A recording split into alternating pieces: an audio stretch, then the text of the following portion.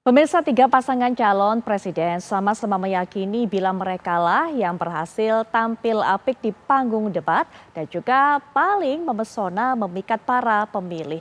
Lalu kemudian juga mereka meyakini bahwa pasangan-pasangan ini juga memiliki penguasaan terhadap materi debat. Kita akan lihat bersama.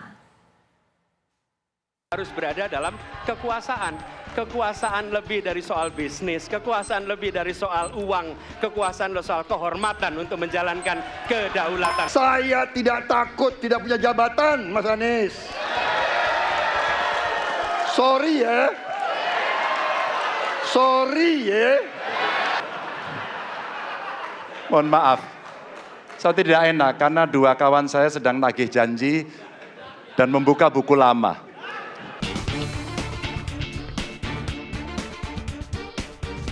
Untuk pertama kalinya, tiga calon presiden telah hadir dan berdebat dalam panggung yang sama. Dalam debat perdana yang digelar Komisi Pemilihan Umum KPU Selasa malam, tiga capres hadir dengan gaya masing-masing. Meski tampil dengan gaya berbeda, masing-masing kubu mengklaim calon presiden pilihannya telah tampil dan menjadi yang terbaik. Sosok Pak Anies yang biasanya biasa-biasa saja gitu, nggak pernah nyerang di tengah gitu. Kemarin kan sangat frontal gitu ya, sangat frontal. Itu mungkin yang juga ditunggu oleh banyak orang sebenarnya gitu. Kita pengen lihat debat yang bahasa di media sosial adalah menusuk-nusuk kira-kira gitu ya. Dan itu yang terjadi kemarin gitu. Dan alhamdulillah sih di media sosial juga secara organik orang-orang memberikan respon positif ya. Tentu ada kritikan, tapi ya tidak mengurangi antusiasme warga ngelihat debat kemarin. Gitu. Kita lihat Pak Prabowo dari dulu ya gayanya seperti itu. Ya, yang menarik adalah justru kalau menurut saya itu adalah paling tidak dibuat-buat, paling apa adanya, Orang paling apa adanya itu pasti tidak berbahaya. Ya, orang yang paling apa adanya, manusiawi, itu adalah orang yang paling tidak berbahaya. Karena kita tahu. Ya, banyak sekali orang-orang yang tiran adalah orang yang tidak bisa kita tebak hatinya. Ya, di balik senyum, di balik itu nggak bisa. Pak Prabowo apa adanya. Justru itu adalah orang yang paling tidak berbahaya untuk menjadi pemimpin Indonesia.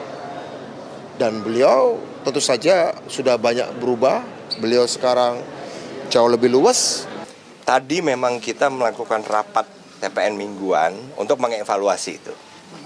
Juga mengevaluasi ketertinggalan suara Mas Ganjar dan Pak Mahfud di beberapa survei. Jadi begitu banyak yang kita bicarakan, baik apa yang perlu dilakukan oleh Mas Ganjar, termasuk Pak Mahfud, termasuk partai-partai pendukung, termasuk TPN, TPD, sampai tim pemenangan kabupaten kota. Banyak sekali.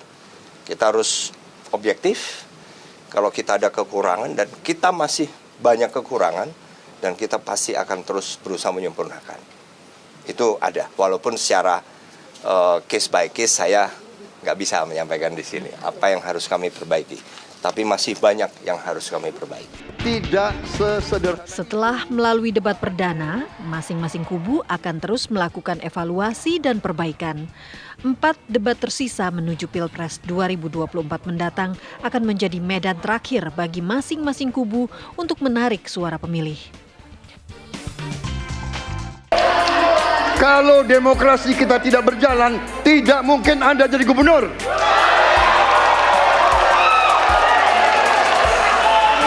Kalau Jokowi diktator, Anda tidak mungkin jadi gubernur. Tidak semua orang tahan. Tim TV One mengabarkan.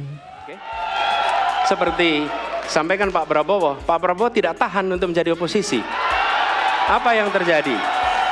Beliau sendiri menyampaikan bahwa tidak berada dalam kekuasaan membuat tidak bisa berbisnis, tidak bisa berusaha. Karena itu harus berada dalam kekuasaan.